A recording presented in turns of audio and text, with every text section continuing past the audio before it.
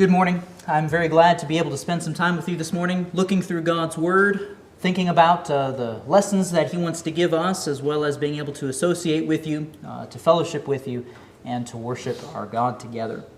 This morning we're going to be looking at a rather somber topic, but I hope it to be scripturally informative and to help us to be able to make good decisions and conclusions about what we read there.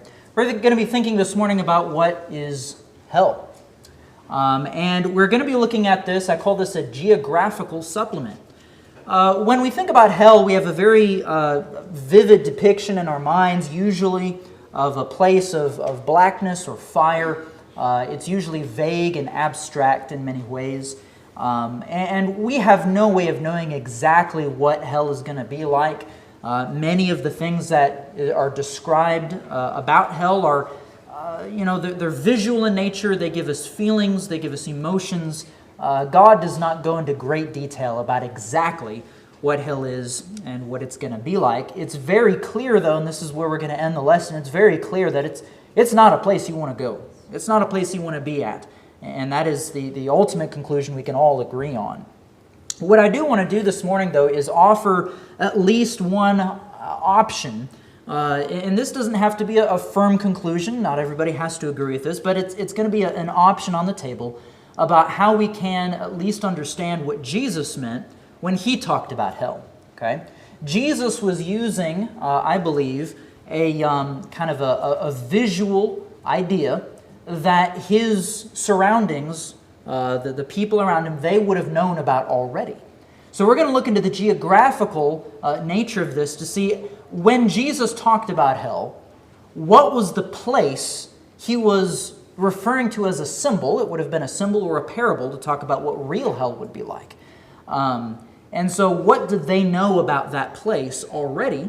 And so then how does that inform us about the lessons we need to learn about that? So first I want to go over to Matthew chapter 25 and look at verses 31 through 33. So if you want to go and turn over there, just want to refresh our memories about this section of text.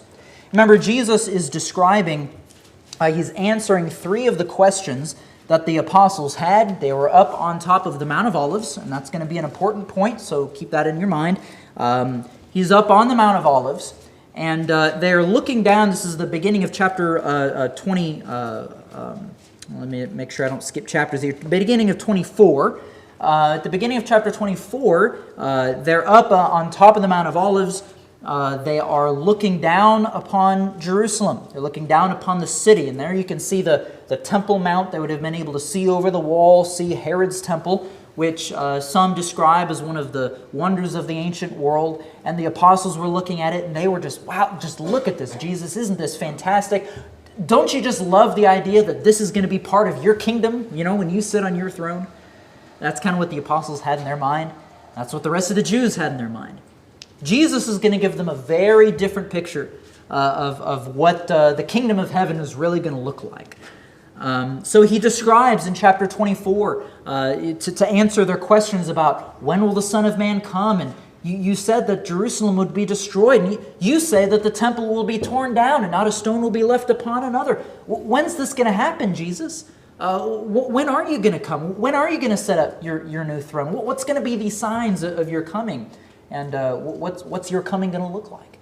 So Jesus is answering those three questions throughout chapters 24 and 25. So He describes in 24 the destruction of Jerusalem, the fact that the Roman army is going to come in and is going to wipe it out. And through chapter 24, and when you get to chapter 25, there comes at some point in there, and people will debate about where that point comes, but there's at some point a transition in which He's answering each of those questions. So the final question He's answering is, what's it going to be like in your final coming? So by the time you get to chapter 25, it's a little bit more clear that that's definitely where we're headed, right? We're looking for this final times, the final days. And so when you get to chapter 25 and verse 31, this is the final coming. The Son of Man comes with His glory, with all of His angels, and He's sitting on His glorious throne. Okay? So this is the scene that we depict as this final judgment scene. This is the famous one where he says to the one crowd, you took care of me, you fed me, you visited me in prison, you clothed me, so you will be welcomed into eternal life. But to the other crowd, he will say, you did not take care of me or feed me or clothe me, and so he sends them away into hell, into the eternal fire and eternal destruction. What I want to propose here this morning is there's a connection between what we read here and what we're going to see in this geographical depiction of hell.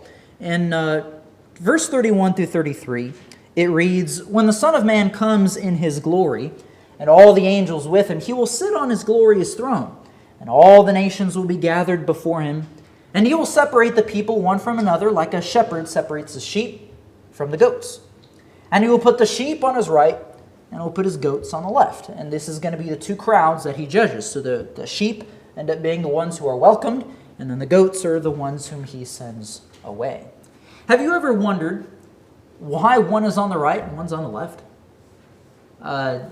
Does it matter, really? I mean, in the end, no, it doesn't really matter. But I want to offer at least one option that may help make this make sense to us and connect this to the way that if you are listening to Jesus deliver this lesson, and he's saying these things, he's making use of his surroundings to help show what he's talking about with this. All right, so let's do this. Let's journey back in time a bit, and let's visit some Old Testament passages to talk about a place that you may recognize, especially as we go through this. We're going to start in a place called Ben Hinnom. Okay, so all the way back in Joshua chapter 15 and verse 8, you don't have to turn to this passage, it's kind of an obscure reference. This is referring to the time in which the Israelites first came into the land. Okay, Joshua, they were conquering the land and they were dividing it up into its sections. So in this section of Joshua, they're dividing up the land into the inheritance, and they're sectioning out where things are going to be going. And in Joshua chapter 15 and verse 8, there's a bit of a Jebusite lore around this place or this person called Hinnom, and there's this son of Hinnom. So if you read that text there, it just kind of makes a quick passing reference to some localized lore. Different places have different lore, right? Different ghost stories that surround different places. So this is kind of local ghost story around Jerusalem that the Jebusites had. The Jebusites were the ones that were located in Jerusalem before David was able to finally take it over, right? So there was this Jebusite lore around the son of Hinnom. And in this ancient lore, you have these Rephaites who lived there. And if we were to do our best guess at a translation here, it's kind of like these ghost people, almost like these spirits, that kind of inhabit this land. Maybe it was referring to an actual tribe, but that's just kind of the general feel and depiction. Those ghost people, those spirit people. And they lived on the south side of Jerusalem. So the south side of Jerusalem, and you have this picture here of David's Jerusalem. It's a smaller portion of the city than it is later on in time. And you've got the south side in this valley here. I'm going to show you a couple charts here, and we're not going to get too lost in this, but I just want to show you the city as it was. This is showing us the mountain terrain that's going on here. Let me see if I can get a pointer. Maybe I can, maybe I can't. Okay, so we've got 3 valleys that are running north and south. I don't know if I can get the thing going quite well enough, but we've got these north and south valleys over here. Importantly here, we've got the Kidron Valley, and then we've got the Hinnom Valley. So this is going to be the territory we're looking at here, the Hinnom Valley on the south part of town where it meets the Kidron Valley. Now up here you have the Mount of Olives, and remember this is where Jesus is preaching from. Over here is where you have the Temple Mount, right up in this area here, and then the Old City is down this way. So the Hinnom Valley, this is where these Rephaites would have lived in, that south portion of town. Another chart here showing you once the walls were built around Jerusalem. You've got the city of David. Notice here the smaller portion. That's the smaller city of David. This is where David himself would have lived. Temple Mount was built far above that on Mount Moriah. Over here would be where the Mount of Olives was. Down here is the Hinnom Valley. Okay, so this is kind of Jerusalem. as it was known kind of in Jesus' day. Okay, so these outer walls would not have been known earlier in David's day, but in Jesus' day, this is kind of the structure. The Temple Mount garrisons and the Herod's palace area. But the Hinnom Valley is down there in the south. Here's a view from the south. If you're standing way far in the south and you're able to look through the mountains, right, this is giving us the highs and the lows. Again, you've got on the far side the Mount of Olives, way over here, and it's tall. It's actually rather high, 400 feet up. And so you can see the height of it compared to the temple. So when Jesus and his disciples are standing up on the Mount of Olives, and they're looking at the temple, this is how they're doing that. They're kind of looking at the temple from over here and noting how beautiful it is. You've got the Kidron Valley, which is very low. And by the way, when the Satan tempts Jesus and brings him up to the pinnacle of the temple, most people agree it's probably right about here. And notice that the fall would have been quite tremendous if Jesus were to have jumped, right? And then the Hinnom Valley would have flown through this area and joined the Kidron Valley way down here in the south. All right. Now let's take a look at a picture of this. Similar point of reference here, but an actual modern day picture. Of course, a lot of cities, buildings have been built up. Got the Mount of Olives in the same spot, Kidron Valley looping around low. The Hinnom Valley is way down here, and it's looping around the very bottom of the picture, okay? So the Kidron Valley and the Hinnom Valley would meet kind of out of sight of this picture here. And then over here, got the Temple Mount with a modern day mosque on it right now. All right, so this is our geographical lay of the land, and it helps to know this because this is where Jesus would have familiarized himself. This is where David would have known about. This is where most of the kings of Israel would have grown up, and they all would have known this. Many of the prophets we read of, they would have grown up right around here. They'd have known this. They see this. They visualize this, just like you know your hometown. And so it helps us to understand what's going on. Let's fast forward in a bit of time here. We get to 2 Chronicles chapter 28. And now we have this location called Ben Hinnom that's beginning to be referenced now. So over in 2 Chronicles chapter 28, we have an important initial reference to this city, or not to the city, but to this region on the south side of Jerusalem. In 2 Chronicles 28 and verse 3, it reads, "He, that is Ahaz, who was one of the wicked kings of Judah, he was not like his father David. He did not do what was right in the eyes of the Lord." And in verse 3 says, "He burned sacrifices in the Valley of Ben Hinnom and sacrificed his children in the fire and engaged in detestable acts and profane things there." This is the beginnings of what we're going to see now is the region and what it's going to come to be known for. So we start with this reference to the Spiritist ghost town movement, and now we get to this part of history in which they're now starting to offer sacrifices, even offering children in the fire in the Valley of Ben Hinnom, the south part of town. Over in Jeremiah, who preaches, of course, right at the time of the fall of Jerusalem, and the first time it falls to the Babylonians. In Jeremiah, as he's warning them of the wickedness and the evils that they're performing, in Jeremiah chapter 7 and verse 31, he says, "There they have built high places," that is to say, altars and sacrifices, a place of Topheth, which perhaps, kind of hard to know what it means, but it seems to have connections to furnaces, fireplaces, places where they might burn perpetual offerings.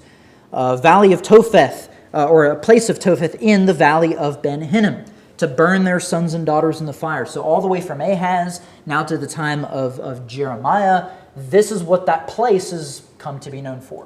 Okay? Ben Hinnom is now known as the place where they kill their children, where they burn the fires in these altars of Topheth, which may have been a perpetually lit sacrificial territory.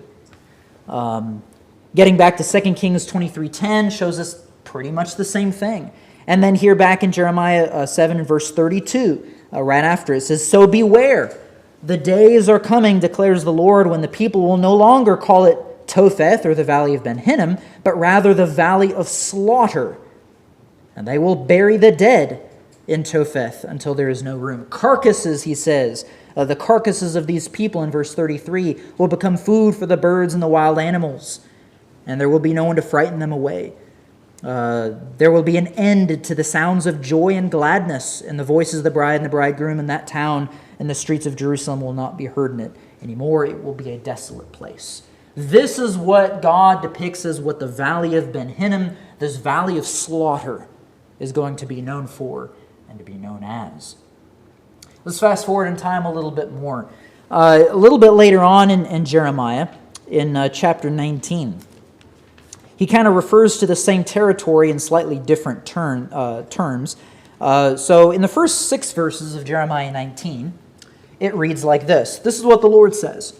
Go buy a clay jar from a potter and take along some of the elders of the people and of the priests, and go out to the Valley of Ben Hinnom, near the entrance of the potsherd gate, and there proclaim the words that I say to you.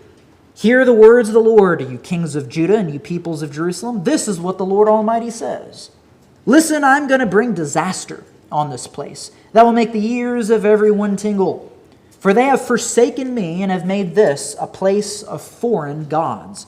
And they have burned incense to it, to gods that neither they nor their ancestors nor the kings of Judah ever knew. And they have filled this place with blood and violence. They have built the high places of Baal to burn their children on the fire as offerings to Baal. Something I didn't command, I didn't even mention, nor did it even enter my mind. So beware. And the days are coming, declares the Lord, when the people will no longer call this place Topheth or the Valley of Ben Hinnom. They will call it the Valley of Slaughter. Now, we have this place here where he says, take a clay pitcher or jar. And go out of a place called the potsherd gate. So when you had a broken clay jar, not much you could do with it, right? It's broken, it's clay, it's trash now. So what are you going to do? You're going to go throw it in the trash pile. So in ancient cities, just not unsimilar from today, there are places where you got to take your trash, right? So that's where you take it. You take it out the potsherd gate. There's a place where you take your trash, right? So you collect your trash. We have the luxury of putting our trash in trash cans, and somebody else comes and picks it up. Well, in many ancient cities, you had to do that yourself. You walk it out, just like you got to walk out to a well or to a stream to get your water. You also got to take your trash out. So you take your trash out through the potsherd gate, through the trash gate, and this is the south part of town where they would offer all these other sacrifices. Okay, so. Again, the depiction of this south part of town is the place where they slaughtered their children, the place where they dumped their trash. And when you get to Nehemiah chapter 3, which is another 150 years after that, at that point in time, they called it the dung gate. Meaning not only did you dump your trash there, it's also where you took your refuse. So again, got to have a place for a sewer. We have great commodities with that in today's culture, but in many ancient cultures, what are you going to do with your refuse? You know, sometimes some cities were able to be more sanitary than others, but it's got to go somewhere. So it went here. Okay. So in Jerusalem, where did all the manure, where did all the human waste go? Went to the Valley of Ben Hinnom, where they sacrificed their children. The Valley of Slaughter, where they dumped the rest of their trash too. This is a place that's known as Gehinnom at this point in time, the dung gate and the sewer gate. Today, this is the south part of town. This is the Valley of Ben Hinnom, or at least part of it. You'll notice in today it's actually rather quite green. They don't use it as a trash dump today, but in the ancient time it would have been nasty. You can imagine what it would have smelled like from a long ways away, but it's in a valley, right? So that's advantageous. You don't put that up on a mountain where the wind can blow it around. You put it down in the valley in a trash pile down there. Perhaps even thousands of years of doing that, maybe that's made a rather lush and green place for the plants to grow in today. But in the ancient times, it would have been absolutely horrible. A place you did not want to go. It would have smelled bad. It would have looked bad. It would have been a place of perpetual burning, a place representative of slaughter and spiritists and demons and pagan worship. That's what came to your mind when you thought of the Valley of Ben Hinnom or Gehinnom. This is again another city of Jerusalem during the days of the early first centuries. So down in the south part, this is the Dung Gate that we saw a picture of earlier. The city of David would have been far south, so the city that Nehemiah was talking about in its dung gate would have been a little bit further south from that. So the Valley of Ben Hinnom, just south of this region down here. This is a place of perpetual burning. Exodus 29, verse 14, is an interesting correlation with some of this. So over in Exodus 29,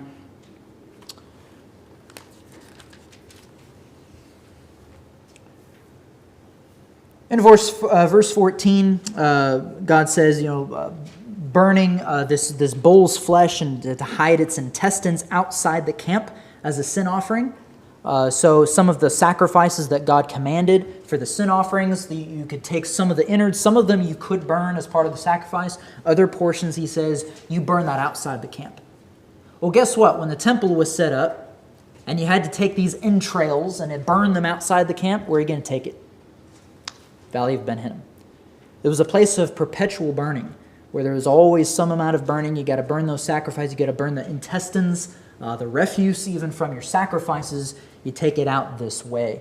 Again, referencing to Jeremiah 7, which we won't look at right now because we've already been there. But let's pop over to Isaiah chapter 66 real quick. Isaiah 66 and verse 24. I got the wrong verse for myself. So Isaiah 66, verse 24. The very last verse of the book.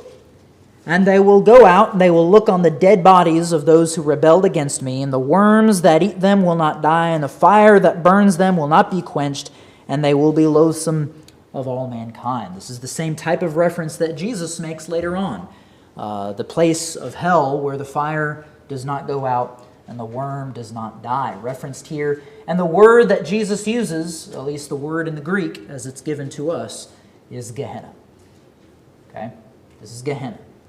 So when Jesus talks in Matthew chapter 5 and verse 22, and he says that if you curse your brother, you are fit for where? You are fit for Gehenna.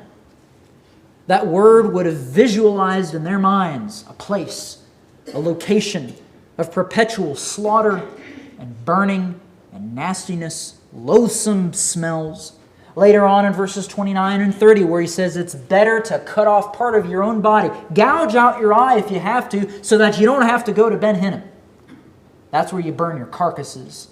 That's where you burn the bodies of the pagans, those people who don't even deserve a burial.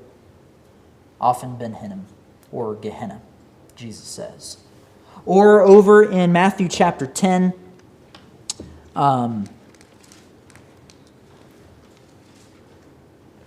Matthew actually makes use of this word quite a bit, okay?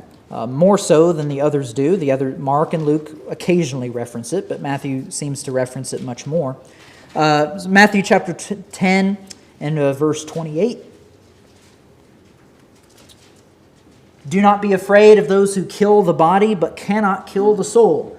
Rather be afraid of the one who can destroy both body and soul in hell. But again, is that word Gehenna. And even though I do believe that he is referencing a very real, spiritualized place that God prepares, because the scriptures mention that, at this time, his audience would have been very familiar with this place, this geographical location called Gehenna. And they would have known that this is not a place you want to be. This is not a place you want to go to. This is not where you want your body to end up.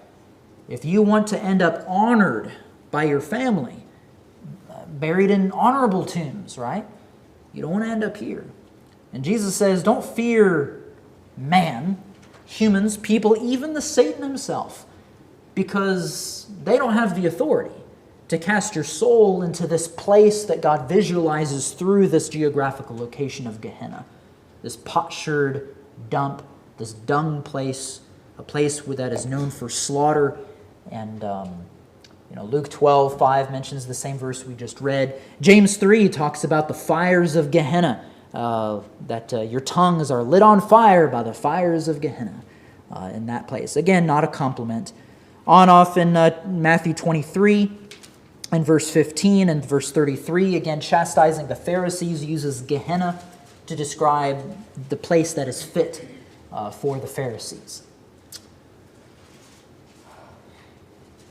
So now we get to Matthew 25 and verse 31, which does not explicitly mention Gehenna, by the way. But he is standing on the Mount of Olives. And he does make reference to this division of the right from the left, crowds and groups. What do we make of this? Well, if you're standing on the Mount of Olives, here's a picture of the Mount of Olives here. We'll get back to the previous slide in a second. Here's the Mount of Olives, and you're looking at it from the south in this view. Again, modern day, things have been built up there. I don't know if I can get my highlighter this time. Maybe not.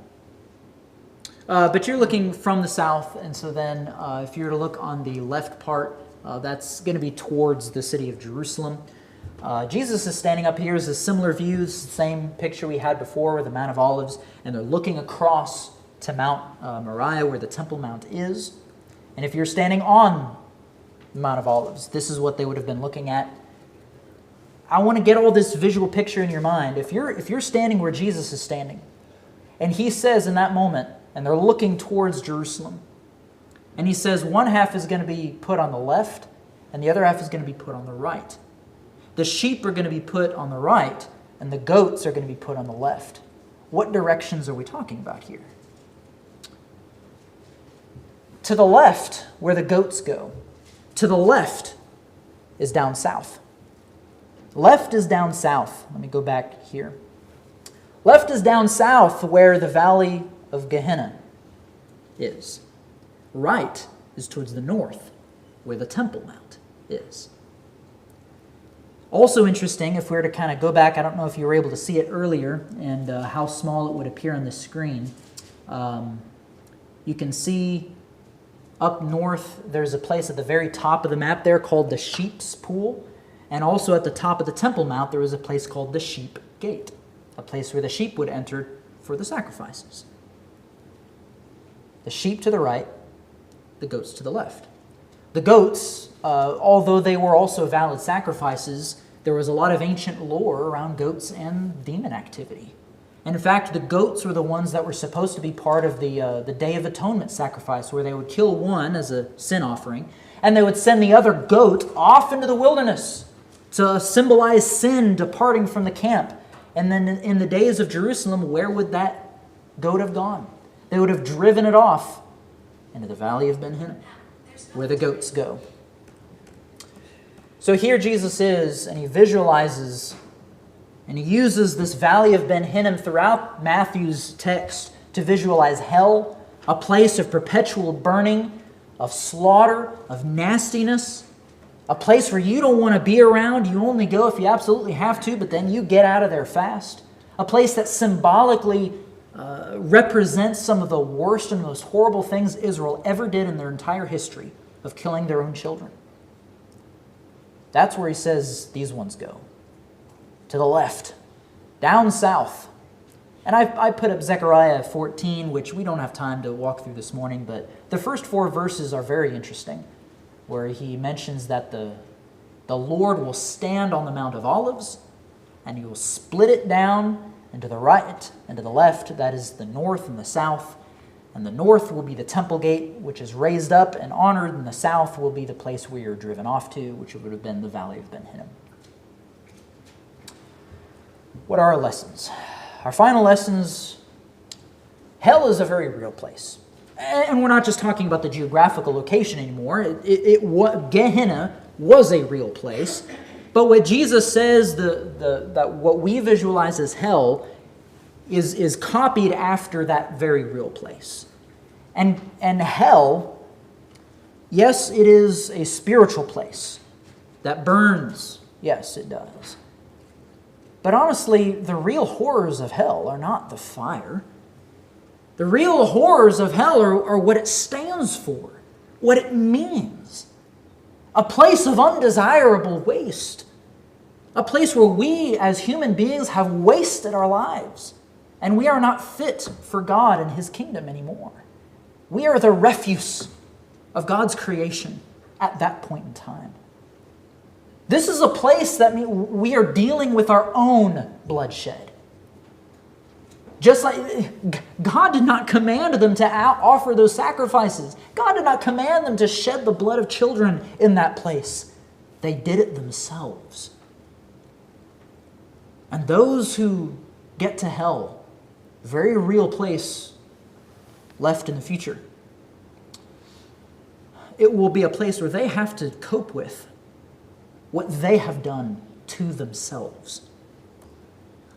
It is a place of eternal social distancing away from your God. Now, we recognize today the difficulty of social distancing to a small degree, but imagine the eternal nature of that to the fullest extent, away from your God.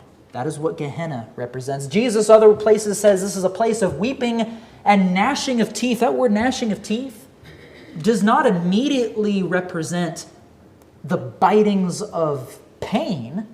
Gnashing of teeth instead represents fits of anger. In Acts chapter 7, when Stephen gave his rebuke upon the Pharisees and the Sadducees, it says that they gnashed their teeth against him and were so mad that they drove him out of town. That's what hell is like. It's not originally supposed to visualize this place of physical pain, but emotional, psychological anger at yourself. This is what you've done to yourself. Hell is largely a product of our own making. Again, it's a real place, and it's a place that says God has prepared it. Okay? I'm not saying it's a fabrication. I'm just saying it's a place God has prepared, but when you get there, if God forbid you get there, we're trying to avoid that. If it happens, you will know that you've done it to yourself. And that's going to be the worst part of it. Some people chastise God. How can God, be so horrible and mean-spirited as to make this place of fire to just burn you and punish you and torture you? That's not really who God is. God has prepared a place, but the pain, the anguish, even the fire itself that represents the spiritual reality of that place is built off of this parable of Gehenna, a place of undesirable waste that you have done to yourself, a place of distancing away from your God by your own design because you refused the call of the gospel. Please get out your songbooks this morning. Do not think that God is happy about the idea of anybody spending an eternity in this place. God wanted you to avoid it, and He wanted every human being to avoid it, and He wanted it so badly that He allowed His own Son to undergo the most excruciating and horrible death ever known to man on the cross. That's how much He wants you to avoid this place. Do not ignore that call. Come out of the Valley of Ben Hinnom. Come out of hell. Come out of this life that the Satan has prepared for you. Hold on to Jesus and the gospel and be part of His sheepfold that will be called to the Mount of Zion, who can avoid that place and who can be God's people and who can share true comfort in the arms of Jesus, your Savior. If that call is for you this morning, please do not hesitate. Make it known, and you can be saved this morning. Confess your sins. We will pray for you, and you can make things right with God this morning. If we can help you on that path and journey, let us know how, and let's stand and sing.